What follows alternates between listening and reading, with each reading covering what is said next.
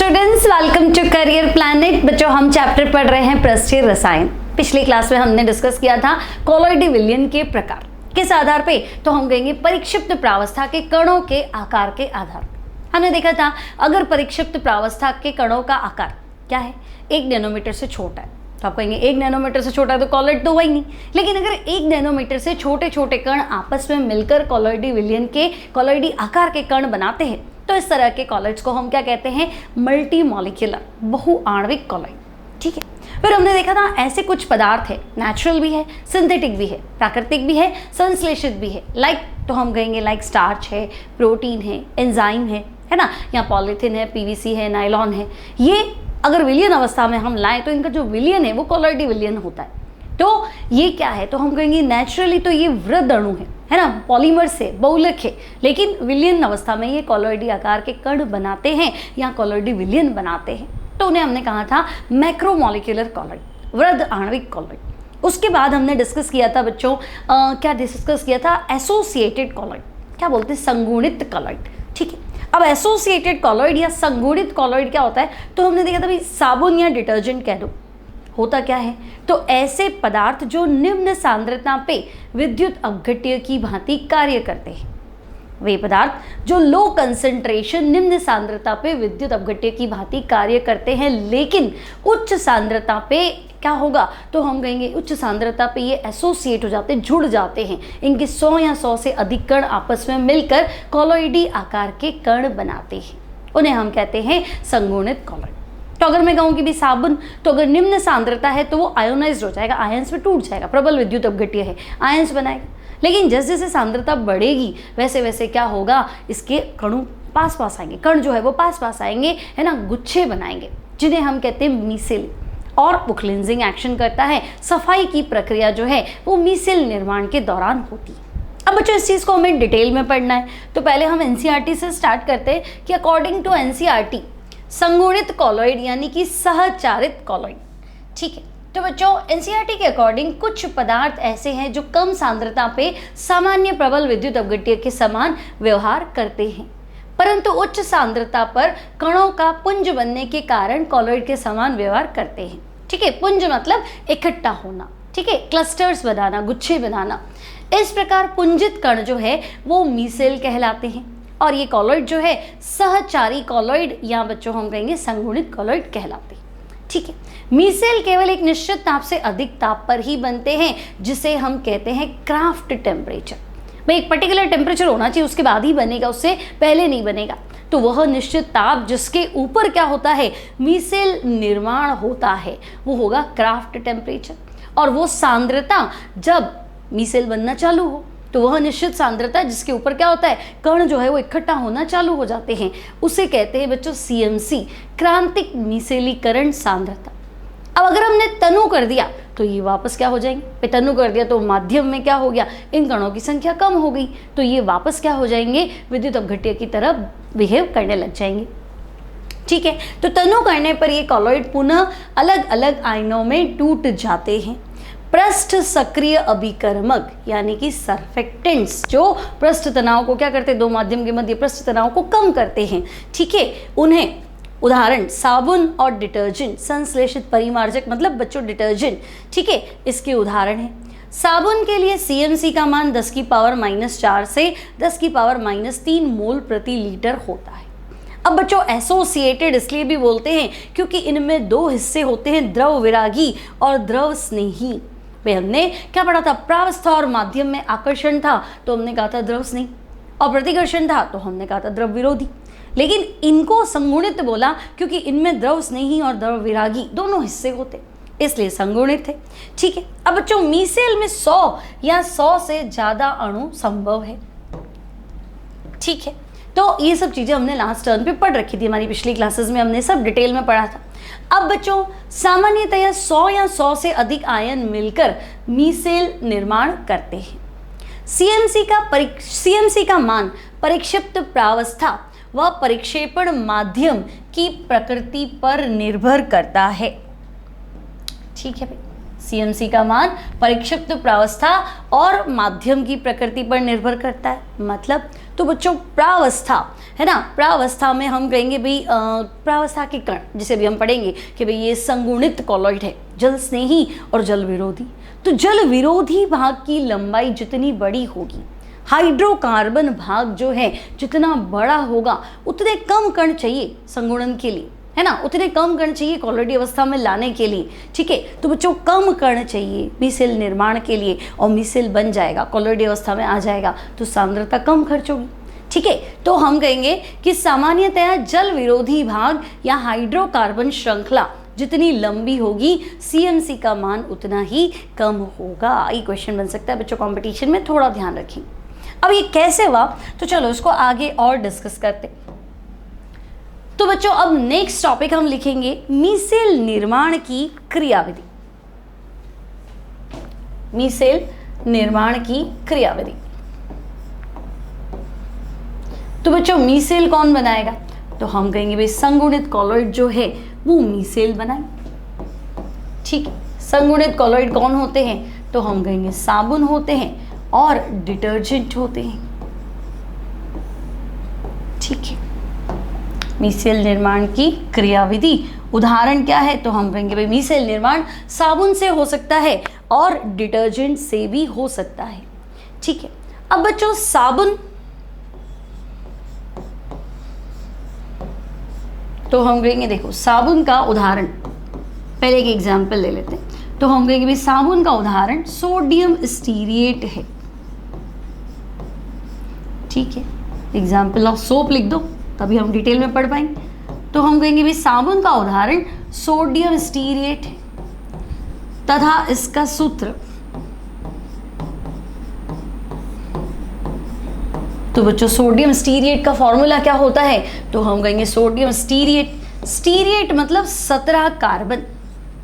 ठीक है बच्चों, स्टीरिएट मतलब 17 कार्बन। अगर कोई कहते सोडियम पामीटेट, तो पामीटेट मतलब 15 कार्बन, स्टीरिएट मतलब 17 कार्बन। अभी C17 तो एल्काइल ग्रुप है ना, हाइड्रोजन डबल से एक एक्स्ट्रा होता है ना। एल्किल समूह का फॉर्मूला पता है ना, CnH2n+1, तो ये एल्किल समूह है। तो स्टीरिएट ग्रुप चाहिए तो कार्बन 17, हाइड्रोजन दुगना करेंगे तो 34 + 1 तो हम कहेंगे 35। ठीक है, तो ये हो गया C17H35 COON। ओवरऑल 18 कार्बन है।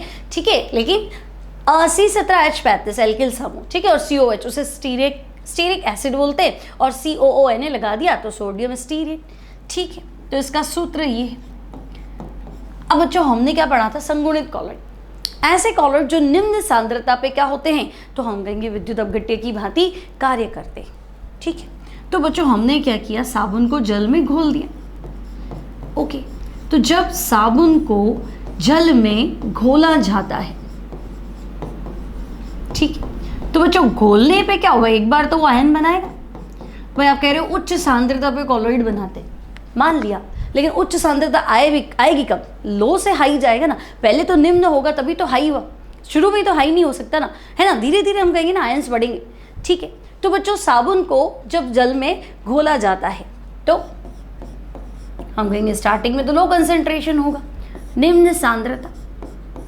ठीक है, तो निम्न सांद्रता पर यह विद्युत अपघट्य की भांति व्यवहार करता है।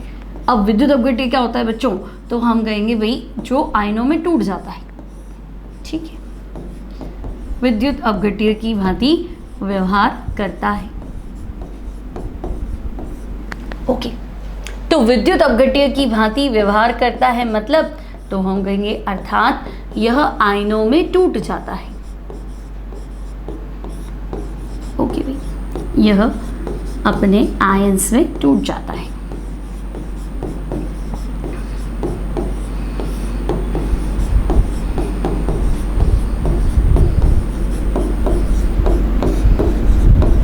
ओके, कैसे, तो हम फॉर्मूला लिख देते हैं भी सोडियम स्टीरिएट का, तो हम कहेंगे स्टीरिएट हो गया C17H35CO। ठीक है, सोडियम है तो Na, तो ये हो गया साबुन का सूत्र, सोडियम स्टीरिएट।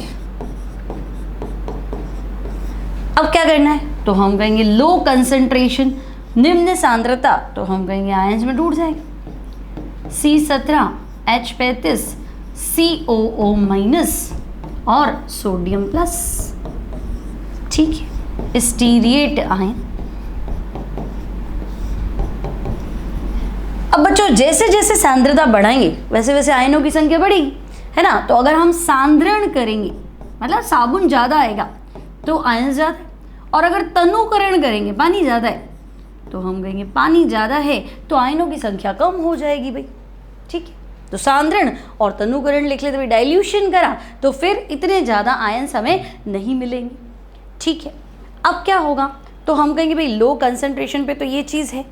अब बच्चों अगर स्टीरिएट आयन को देखें, मान लो यहां से हम उठाते हैं इसको स्टीरिएट आयन, तो अब देखो इस तरह का स्टीरिएट आयन दिखेगा आपको। कार्बन कितने तो हम कहेंगे 17, तो ये 1 2 3 4 5 6 7 8 9 10 11 12 13 14 15 16 और 17 और COO माइनस। तो इस तरह का जो आयन है, इस तरह का जो स्ट्रक्चर है, दैट बिलोंग्स टू स्टीरिएट आयन। यह जो संरचना है बच्चों, ये स्टीरिएट आयन की संरचना है।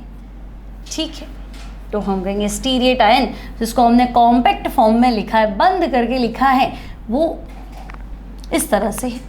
ठीक है, अब हम इसको खुद बना लेते हैं। तो बच्चों स्टीरिएट आयन तो हमने कहा भाई C17 H35 COO माइनस। ठीक है, अब आप क्या बताएंगे कि भाई स्टीरिएट आयन में अगर ध्यान से देखें तो एक तो हाइड्रोकार्बन वाला हिस्सा है ना बच्चों, C17 H35 कौन सा भाग है तो हम कहेंगे हाइड्रोकार्बन वाला भाग, और COO माइनस तो हम कहेंगे कार्बोक्सिलेट वाला भाग। ठीक है, तो बच्चों स्टीरिएट आयन में दो भाग होते हैं,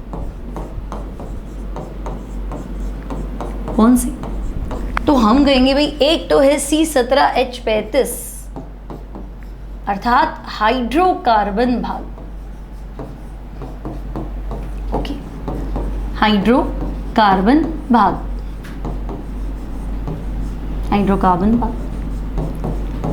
और दूसरा कौन सा है भाई तो हम कहेंगे दूसरा जो भाग है वो है COO माइनस, यानी कि कार्बोक्सिलेट भाग। ठीक है, कार्बोक्सिलेट भाग।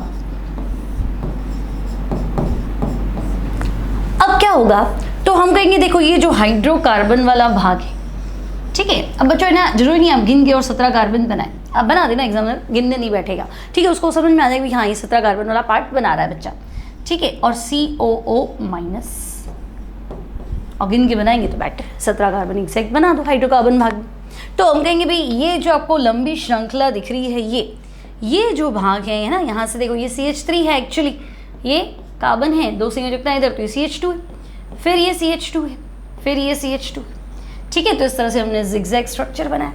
तो हम कहेंगे भाई यहाँ से लेके और यहाँ तक आप जो भाग बता रहे हैं ये है हाइड्रोकार्बन भाग। अब नाम से क्या लग रहा है तो हम कहेंगे भाई कार्बन और हाइड्रोजन से मिलके बना होना चाहिए, तभी तो बोला है हाइड्रोकार्बन भाग। तो वो तो है ही ना, C17H35 ओनली कार्बन और हाइड्रोजन ही।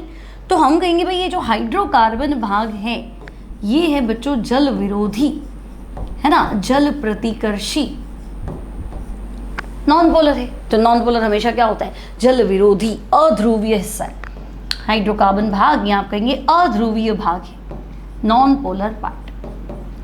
ठीक है ना, अध्रुवीय मतलब प्लस माइनस नहीं कर सकते। और कार्बोक्सिलेट COO माइनस, तो बच्चों ये तो ध्रुवीय है ना, प्लस कौन है तो हम कहेंगे प्लस में सोडियम प्लस है ही से, तभी तो ये माइनस है। तो ये जो भाग है बच्चों this is carboxylate part. COOH क्या होता है तो हम कहेंगे कार्बोक्सिलिक एसिड, तो ये है कार्बोक्सिलेट भाग, और ये हिस्सा इसका ध्रुवीय है। अब ध्रुवीय भाग हमेशा जल में घुलता है, जल की तरफ रहता है, तो हम कहेंगे भाई ये जो कार्बोक्सिलेट भाग है ये है जल स्नेही। ठीक है, तो जल स्नेही भाग, पहला है हाइड्रोफोबिक भाग और दूसरा है हाइड्रोफिलिक भाग, जल विरोधी भाग और जल स्नेही भाग।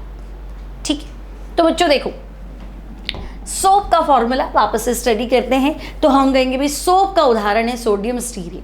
फॉर्मूला क्या है? C17H35COONA।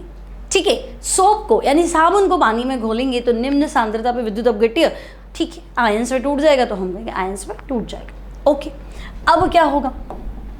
तो हम कहेंगे भाई ये जो C17H35 है इसी के दो हिस्से हैं, एक हाइड्रोकार्बन भाग है, एक कार्बोक्सिलेट भाग है। हाइड्रोकार्बन वाला भाग जो है वो सदैव वाटर रिपेलेंट होता है, जल विरोधी होता है, हाइड्रोफोबिक होता है, और कार्बोक्सिलेट वाला पार्ट हमेशा वाटर लविंग पार्ट होता है, जल स्नेही भाग वाटर लविंग पार्ट होता है ना, इसको पानी में घुले रहना पसंद है। ठीक है, तो हम कहेंगे ये जल स्नेही भाग है, जल की तरफ रहेगा। ठीक है, अब बच्चों अकॉर्डिंग टू एनसीईआरटी डिस्कस करें तो उसने भी यही समझाया है कि देखो साबुन का फॉर्मूला, तो सबसे पहले इन्होंने 17 कार्बन गिन के बनाए हैं। अब यहाँ से गिनेंगे CH3CH2, तो ओवरऑल इन्होंने 17 कार्बन बनाए, COO माइनस सोडियम प्लस, तो सोडियम स्टीरिएट।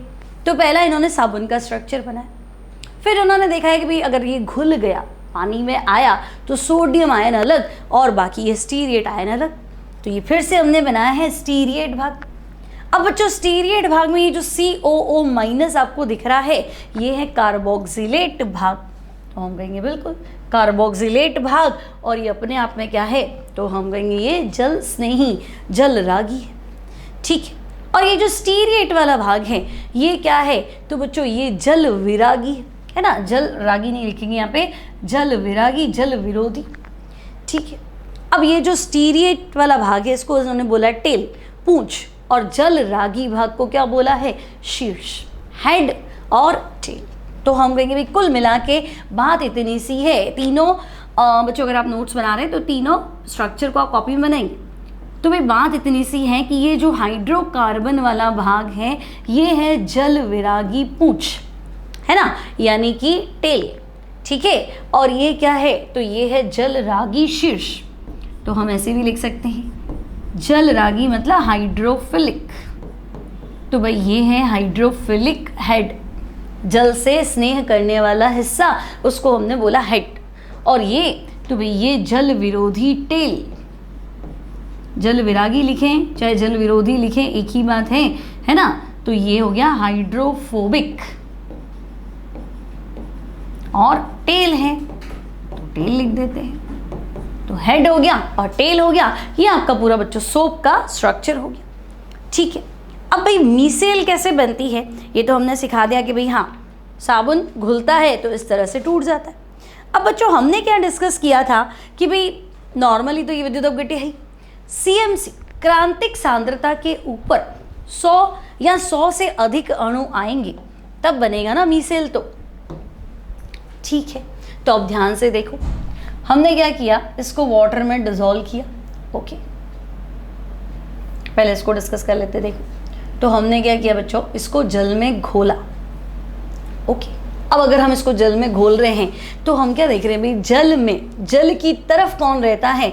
तो देखो ये कार्बोक्सिलेट वाला भाग माइनस माइनस माइनस, जल से दूर कौन रहता है? तो हम कहेंगे जल विरोधी भाग। ठीक है, अब बच्चों होगा क्या, तो हम देखेंगे, देखो arrangement of stearate ion inside the bulk of water, जल के अंदर की साइड, यानी ये देखो ये सारा तो जल के अंदर की तरफ है ना, ये जो आपको दिख रहा है ये सारा जल के अंदर की तरफ है, और ये हाइड्रोकार्बन भाग जो है ये जल से क्या रहेगा, दूर रहेगा। अब बच्चों एक निश्चित सांद्रता, भाई कम घोला तो ये बहुत कम अणु है ना, लेकिन अगर हम बात करें उच्च सांद्रता तो देखो क्या होगा, भाई ये पानी के अंदर का एक्शन है पूरा, तो हम कहेंगे कि भाई देखो पहले क्या था, तो ये एक साबुन का अणु ले लिया है ना, ये वाला भाग तो हम कहेंगे ये पूंछे तो ये जल विरोधी है, और ये क्या है, तो भाई ये इसका शीर्ष है, और ये जल स्नेही हाइड्रोफिलिक है। ठीक है, अब मीसेल कब बनेगा, तो कम से कम ऐसे 100 अणु चाहिए, तो धीरे धीरे सांद्रता बढ़ेगी, सांद्रता बढ़ते बढ़ते बढ़ते जब ये 100 अणु पहुंचेंगी तो बच्चों ये इस तरह से अरेंज हो जाएंगे, ये सारे जो शीर्ष वाले हिस्से दिख रहे हैं ये चले जाएंगे पानी की तरफ, है ना, और ये जो है ये टेल वाले पार्ट जो है ये जल से दूर। अब मान लो क्लिनजिंग एक्शन की बात करें, भाई कपड़े धुलने की प्रक्रिया जो है, सफाई की प्रक्रिया है, मान लो हाथ पे भी है ना, हाथ भी साफ करते हैं साबुन से, तो होगा क्या, तो हम कहेंगे जो भी धूल है, मिट्टी है, चिकनाई है ना, तो ये जो टेल वाला पार्ट है बच्चों, ये जल विरोधी है। और ये जो तेल है, टेल अलग है और तेल अलग है ना, ऑयल जिसे कह रहे हैं, तो भाई ऑयल क्या होता है, ऑयल भी तो जल विरोधी होता है, पानी में तो मिलता नहीं है ना, तो हम कहेंगे हमें ऑयल भी नॉन पोलर मान लेते हैं। तो ये अध्रुवीय हिस्सा, ये अध्रुवीय हिस्सा आपस में क्रिया कर लेते हैं। आपने पढ़ा है समान समान में घुलता है, लाइक डिसॉल्व्स इन लाइक। तो ये अध्रुवीय हिस्सा इस अध्रुवीय हिस्से से क्रिया करता है ना, और इसको चारों तरफ से क्या करता है, घेरने की कोशिश करता है। तो बच्चों जब इतना कुछ हो जाएगा, इतने सारे अणु जो है वो इकट्ठे हो जाएंगे, तो इस प्रक्रिया को क्या बोलेंगे, तो हम कहेंगे मीसेलीकरण, है ना, मीसेल फॉर्मेशन। क्लियर। तो अगर मैं आपसे कहूं कि भाई जल में कैसे बनते हैं मिसेली, तो आप कहेंगे देखो जब हम साबुन को घोलते हैं तो साबुन के दो हिस्से होते हैं, वो हमें क्लियर है ना, जल स्नेही भाग जल की तरफ, जल विरोधी भाग जल से दूर। ये निम्न सांद्रता की बात हुई। धीरे धीरे सांद्रता बढ़ने लगी, तो जैसे जैसे सांद्रता बढ़ती है तो बच्चों ये इसके चारों तरफ ऐसे इकट्ठे होने लगते हैं, जल विरोधी भाग अंदर की ओर और ये जल स्नेही भाग जल की ओर। ठीक है, अब ऐसे भी समझा सकते, पहले एक अणु था, फिर एक से ज़्यादा बढ़े, और जहाँ तेल है, ग्रीस है, चिकनाई है, उसके चारों तरफ की व्यवस्था। तो आप ये भी बना सकते हैं मीसेलीकरण निर्माण की प्रक्रिया। तो इनको 1 बाय 1 स्टेप में आप समझा सकते हैं कि भाई मीसेलीकरण होगा कैसे, तो इस तरीके से होगा। ठीक है, अब लिखना क्या है बच्चों, तो आप बताएंगे कि भाई CMC क्रांतिक सांद्रता के ऊपर कैसे होगा मीसेल निर्माण। तो देख तो हमने लिया, लिखने में क्या लिखेंगे, तो हम कहेंगे भाई देखो पहले तो ये कम ही होते, लेकिन क्रांतिक सांद्रता के ऊपर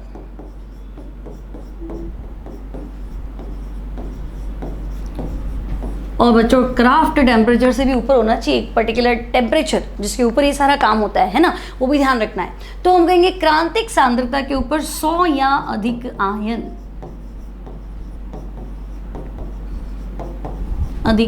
एक साथ क्या हुए, तो हम कहेंगे एक साथ इकट्ठे हो जाते। ठीक है,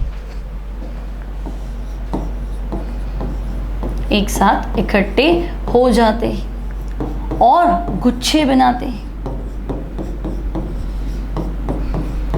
ठीक है, गुच्छे या क्लस्टर्स बोल सकते हैं, दे फॉर्म क्लस्टर्स।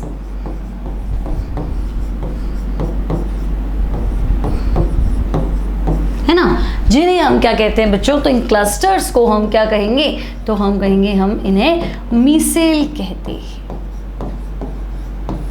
ठीक है, अब भाई ये भी बताओ कौन सा हिस्सा कहाँ रहता है, तो बच्चों हम कहेंगे भाई मीसेल में क्या होगा, जल विरोधी हिस्सा तो चिकनाई की तरफ, तेल की तरफ रहेगा, और जल स्नेही हिस्सा जल की तरफ रहेगा। तो बस आपको ये देखना है, मीसेल में साबुन का,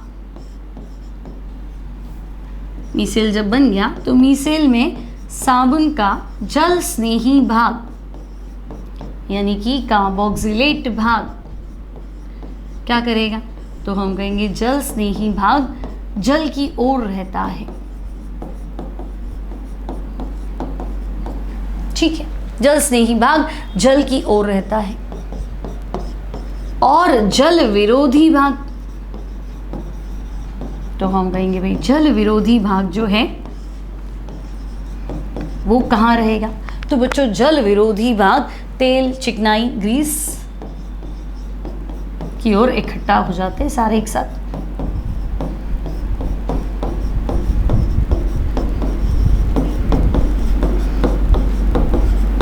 ठीक है, और अगर नहीं तो हम कहेंगे भाई जल से दूर रहेगा, पानी से बाहर की तरफ रहेगा।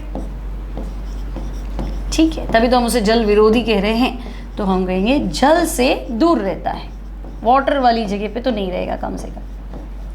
ओके, तो ये है बच्चों मीसेल फॉर्मेशन, मीसेल निर्माण की क्रिया कि भाई मीसेल होगा, है ना, मीसेल बनेगा कैसे, किस सांद्रता पे बनेगा। अब हमें देखना है साबुन की अपमार्जन क्रिया, साबुन की निक्षालन क्रिया। अब एक चीज ध्यान रखेंगे बच्चों, जैसा एक्शन साबुन का है मीसेल निर्माण, सेम एक्शन डिटर्जेंट का भी रहेगा। तो अगर आपसे पूछ ले कि भाई साबुन तो चलो मीसेल बना के काम करता है, डिटर्जेंट, तो आपको ध्यान रखना है बच्चों, साबुन व अपमार्जक साबुन व अपमार्जक, अपमार्जक मतलब होता है डिटर्जेंट, ठीक है, दोनों ही मीसेल निर्माण करते हैं, ठीक है। जो मैकेनिज्म साबुन का है क्लीनिंग का, सेम मैकेनिज्म किसका रहेगा, डिटर्जेंट का रहेगा, ठीक है। दोनों ही मीसेल निर्माण करते हैं और मीसेल निर्माण द्वारा ही इनकी सफाई की जो प्रक्रिया है वो चालू रहती। अब बच्चों आपसे कह दिया कि भाई चलो साबुन का तो उदाहरण आपने बता दिया क्या, तो हम कहेंगे सोडियम स्टीरेट। अब सिमिलरली अगर आप एक डिटर्जेंट का उदाहरण बता दो, तो बच्चों डिटर्जेंट का उदाहरण लिखना है आपको सोडियम लॉरिल सल्फेट, ठीक है। अगर आपसे पूछे कि भाई एक डिटर्जेंट का उदाहरण बताओ, साबुन में तो हमने सोडियम स्टीरेट देखा था, सोडियम पामिटेट 15 कार्बन, तो मैंने कहा था C15H31 COONE, ठीक है। ओवरऑल 16 है लेकिन एल्काइल ग्रुप और COON, तो ऐसे याद रहेगा ना, पामिटेट 15 स्टीरेट 17, ठीक है। अब बच्चों डिटर्जेंट, तो हम कहेंगे डिटर्जेंट का उदाहरण हम लिख लेते हैं sodium lauryl sulphate, sodium lauryl sulphate. अब बच्चों लॉरिल मतलब 12 कार्बन, ठीक है, तो देखो CH3 CH2 11 है ना। अब साबुन में तो कार्बोक्सिलेट ग्रुप होता है लेकिन डिटर्जेंट में कार्बोक्सिलेट नहीं होता, उसमें सल्फोनेट या सल्फेट होता है। तो ये लॉरिल तो हो गया 12 कार्बन है ना, सल्फेट हो गया बच्चों SO4 और सोडियम हो गया Na।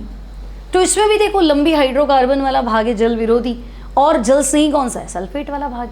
तो लो कंसंट्रेशन निम्न सांद्रता पे तो हम कहेंगे आयंस में टूट जाएगा, उच्च सांद्रता पे तो भाई इसमें भी तो है जल विरोधी हिस्सा, जल स्नेही हिस्सा, तो वैसे का वैसे काम करेगा, ठीक है।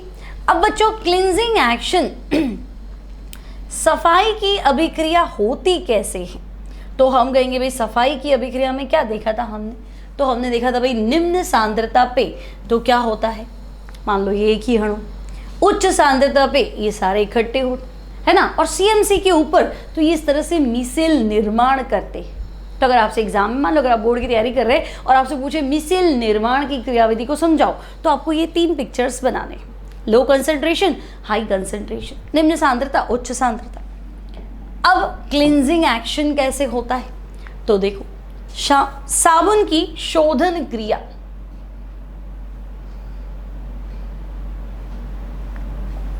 तो बच्चों क्लींजिंग एक्शन में हुआ क्या, तो देखो मान लो ये जो है ना ये एक तेल की बूंद है, ठीक है, ऑयल ड्रॉपलेट, या मैंने लिख दिया तेल बूंद, ओके।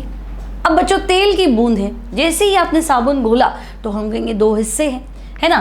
तो देखो साबुन का ये वाला जो हिस्सा है जल विरोधी, ये इसके चारों तरफ इकट्ठा होना शुरू हो जाएगा, ठीक है। अब जैसे जैसे सांद्रता बढ़ेगी तो बच्चों ये इसके बिल्कुल चारों तरफ इकट्ठा हो गया है ना, क्योंकि मैंने आपको क्या बताया कि भाई तेल की बूंद क्या है, अध्रुवीय, तेल चिकनाई ग्रीस वो सब क्या है, अध्रुवीय, और साबुन का ये वाला हिस्सा भी क्या है, पूंछ वाला भाग क्या है, तो वो भी अध्रुवीय, जल विरोधी। तो अध्रुवीय भाग या जल विरोधी भाग आपस में अंतर क्रिया कर ले, तो बच्चों इसके चारों तरफ ऐसे इकट्ठे होते कि एक प्रॉपर कंसंट्रेशन, एक उच्च सांद्रता पे इसको क्या कर लेते, पूरा उठा लेते, ठीक है। जैसे मान लो कि ना तुमने चींटियों का एक्शन देखा हुआ है ना, मान लो एक शक्कर का दाना पड़ा है, ठीक है। अब क्या होगा, एक चींटी घूमती घूमती आई, उसको पता चल जाएगा यहाँ है, अब ये क्या करेगी, कॉलिंग करेगी ना, अपने फ्रेंड्स को बुलाएगी, तो 2-4 और आएगी, धीरे धीरे तुम क्या देखोगे, झुंड आ जाएगा, और वो झुंड क्या करेगा भाई, तो पूरा चींटियों का झुंड क्या करेगा, तो हम कहेंगे शक्कर को चारों तरफ से क्या कर लेगा, घेर ले, ठीक है। और बच्चों घेरने के बाद थोड़ी देर बाद क्या होगा, तो हम देखेंगे घेर लिया, 10-15 मिनट हो गए, अब ये जो शक्कर का दाना है ये अपनी जगह से उठ के और कहाँ आ गया, इन चींटियों के ऊपर आ गया है ना, इनके ऊपर आ गया, अब आप छुड़ा नहीं सकते, अब तो गया, ठीक है। तो पहले जमीन पे था, जमीन से चिपका हुआ था, धीरे धीरे क्या होगी, इकट्ठा होना शुरू तो पहले चारों तरफ से घेरा बनाया, चारों तरफ से घेरा बनाया, फिर नीचे से घेरा बनाया, उसको उठा लिया, ठीक है, उसको उठा लिया तो ऊपर आ गया। अब जमीन है ना, जो फ्लोर है और जो शुगर पार्टिकल है उसका तो कोई रिलेशन ही नहीं है, वो तो जा रहा है अपने, ठीक है ना। तो हम कहेंगे ये सेम वैसा ही तो कॉन्सेप्ट है कि भाई तेल की बूंद क्या है, कपड़े पे चिपकी हुई, धीरे धीरे क्या हुआ, साबुन के कण जो है, मीसेल जो है, इसके चारों तरफ इकट्ठा होना शुरू, तो पहले 2, 4, 10, 20, 25, 50 जब 100 हो जाएंगे तो बच्चों ये क्या करेंगे, ये हिस्सा इसमें घुल गया, पकड़ लिया इसको, तेल की बूंद को चारों तरफ से पकड़ लिया, जकड़ लिया, अब उसको उठा के और अपने साथ ले जाए, है ना। तो भाई हमें यही तो करना था, ये जो हमारा फैब्रिक है, ये जो कपड़े हैं, इनसे तेल का दाग छुड़ाना था बस, है ना। तो दाग धब्बा छूटेगा कैसे, तो वो छूटेगा मीसेल फॉर्मेशन के थ्रू। ठीक है, तो बच्चों अब एनसीईआरटी क्या कहता है आपको कि मीसेल में एक जल विरोधी हाइड्रोकार्बन का केंद्रीय कोड होता है। तो हम कहेंगे हाँ भाई ये जल विरोधी हिस्सा तो है। ठीक है, केंद्रीय कोड मतलब देखो ये पूरा क्या हो गया, एक गोला बन गया, सेंटर बन गया, तो ठीक है। और साबुन की शोधन क्रिया इस यथार्थ के कारण है कि साबुन के अणु तेल की बूंदों को चारों ओर इस प्रकार से मीसेल बनाते हैं कि स्टीरिएट आयन का जल विरोधी भाग बूंदों के अंदर चला जाता है। तो हमने कहा था जल विरोधी भाग तेल की बूंदों को क्या कर लेता है, इंटरेक्शन कर लेता है, अंतर क्रिया कर लेता है, जकड़ लेता है उसको। ठीक है, अब एक थोड़ा ना जो उठा नहीं पाया, बहुत सारे है ना, तो उठा लेगा ऊपर। ठीक है, अब जल रागी भाग चिकनाई की बूंदों के बाहर कांटों की तरह निकला रहता है। तो ये रहा जल स्नेही भाग, ये क्या है, बाहर की तरफ है। ओके, अतः स्टीरिएट आयन कांटों की तरह निकला रहता है, क्योंकि ध्रुवीय समूह जल से अन्योन्य क्रिया कर सकते हैं, अतः स्टीरिएट आयनों से घिरी हुई तेल की बूंदें जल में खिंच जाती है।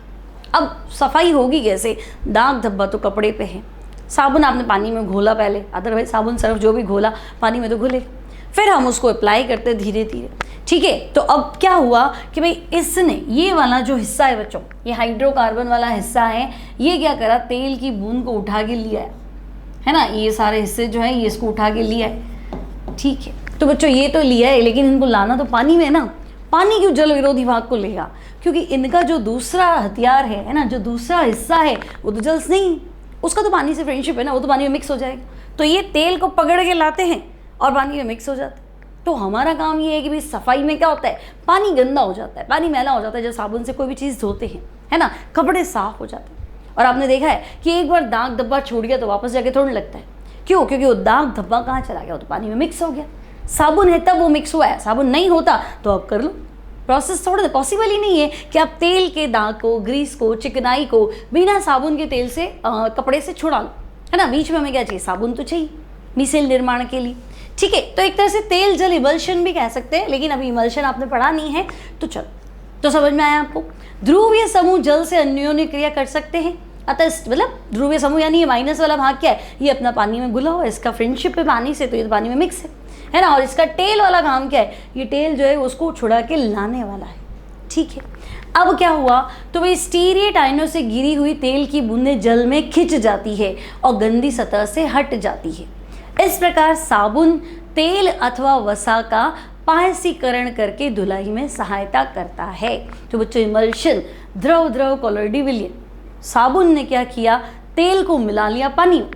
कभी भी तेल पानी में मिक्स नहीं हो सकता, लेकिन ऐसा हुआ है ना। भाई ज़मीन पे भी चिकनाई लग गई तो हमने साबुन का कपड़ा लगाया तो ज़मीन से चिकनाई हट गई, आई तो पानी में ना, तो पानी में तो तेल घुल ही नहीं सकता। तो आपने कहा साबुन ने बीच में रोल लिया ना, तो साबुन क्या करता है, तेल या वसा, है ना, किसको घोल रहा है, उसको पानी में घोल रहा है। तो भाई आपने पढ़ा था द्रव द्रव कॉलोइडी विलयन, इमल्शन। तो पायसीकरण, इस प्रक्रिया को बोलते हैं इमल्शन फॉर्मेशन। पायसीकरण करके धुलाई में सहायता करता है।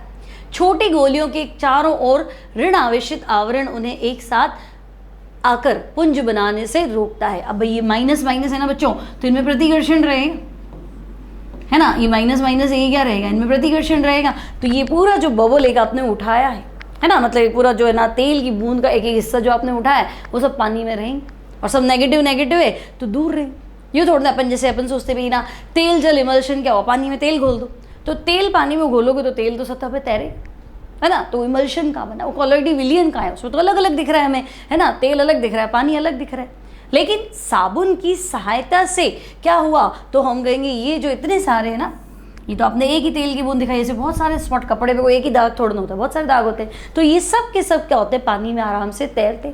अब भाई ये पूरा आवरण क्या है, तो ये माइनस है। दूसरा तेल का धब्बा उठा के लाए, वो भी माइनस है, ये भी माइनस है, ये भी माइनस है। तो बच्चों माइनस माइनस में क्या है, तो हम कहेंगे प्रतिकर्षण। तो ये प्रतिकर्षण है, इसलिए सबके सब क्या रहेंगे, दूर दूर रहेंगे। तो दूर दूर रहेंगे तो पानी भी है, तेल भी है, कॉलोइडी अवस्था है। है ना। तो इस प्रक्रिया को क्या कहते हैं बच्चों, इस प्रोसेस को हम कहते हैं पायसीकरण।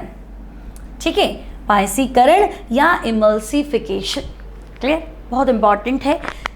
अब एक और डायग्राम के थ्रू भी आप इसे समझ सकते हैं और अच्छे से।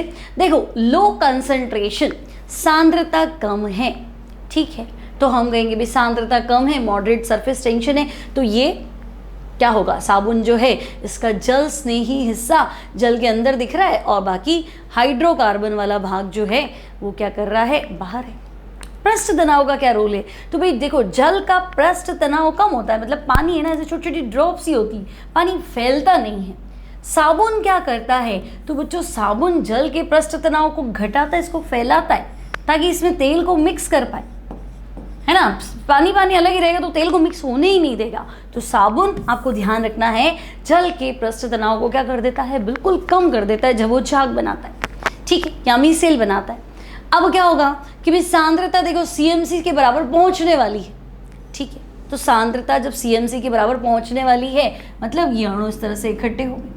अब जल के अंदर की साइड जो है वो जल स्नेही भाग है। ओके, अब सांद्रता CMC से ज़्यादा हो गई तो ये अणु जल के अंदर पहुंच के और देखो तेल है, ग्रीस है, जो भी दाग धब्बे हैं उसको चारों तरफ से क्या कर लेंगे, घेर लेंगे, है ना। और बच्चों ये घेर लेंगे तो देखो, मान लो ये एक तेल का दाग है, ये दूसरा है, ऐसे, तो इन सब पे क्या है, आवेश जो है वो समान है ना भाई, ये माइनस माइनस माइनस, इधर भी माइनस माइनस माइनस, तो मैं इसको एक बड़ा कण मान लेती हूँ, ये बड़ा कण है, तो इनमें प्रतिकर्षण है, ठीक है, इसलिए सब क्या रहते हैं, दूर दूर रहते हैं। तो इस प्रकार होता है बच्चों क्लिनजिंग एक्शन, साबुन की सफाई की प्रक्रिया, है ना, साबुन की शोधन क्रिया।